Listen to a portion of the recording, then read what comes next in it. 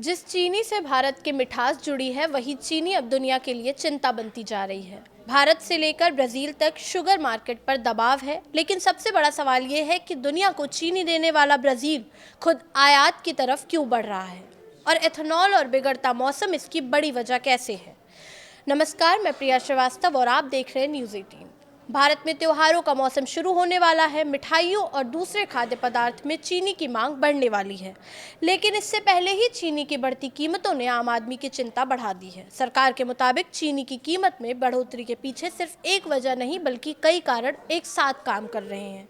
घरेलू उत्पादन अनुमान से कम रहना, त्योहारी मांग बढ़ना, गन्ने की फसल पर बीमारी और मौसम का असर, वैश्विक स्तर पर सप्लाई में कमी और कुछ जगह पर जमाखोरी, सट्टेबाजी, इन सब ने चीनी बाजार पर दबाव बढ़ाया है। इस सीजन में भारत में चीनी का उत्पादन करीब 306 लाख मीट्रिक टन रहने का अनुमान है, जबकि गन्ना उत्पादक राज्यों का शुरुआती अनुमान करीब 343 लाख मीट्रिक टन था, यानी उत्पादन अनुमान से काफी नीचे रहने की आशंका है।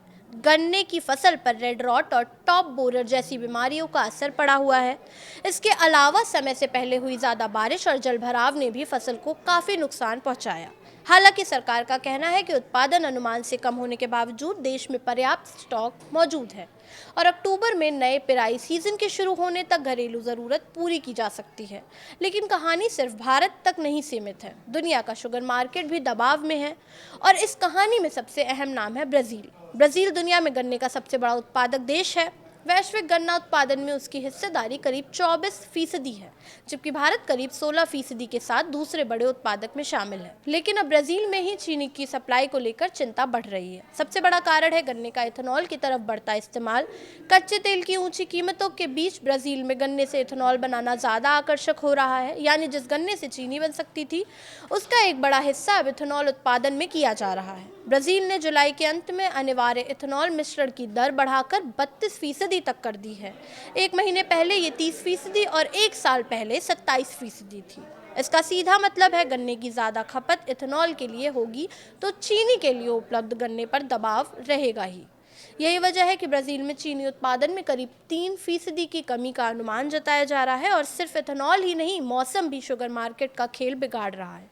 अल नीनो के असर से ब्राज़ील के मध्य और दक्षिणी हिस्सों में बारिश में देरी और तापमान बढ़ने से गन्ने की फसल प्रभावित हुई है। भारत और थाईलैंड जैसे दूसरे बड़े गन्ना उत्पादक क्षेत्र भी मौसम के जोखिम से जूझ रहे हैं।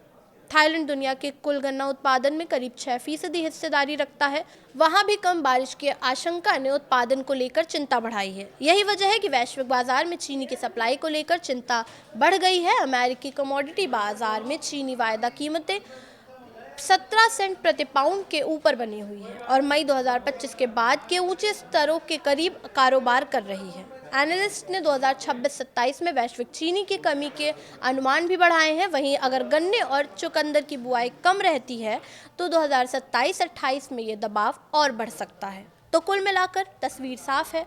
भारत में त्योहार से पहले मांग बढ़ रही है, उत्पादन अनुमान से नीचे है।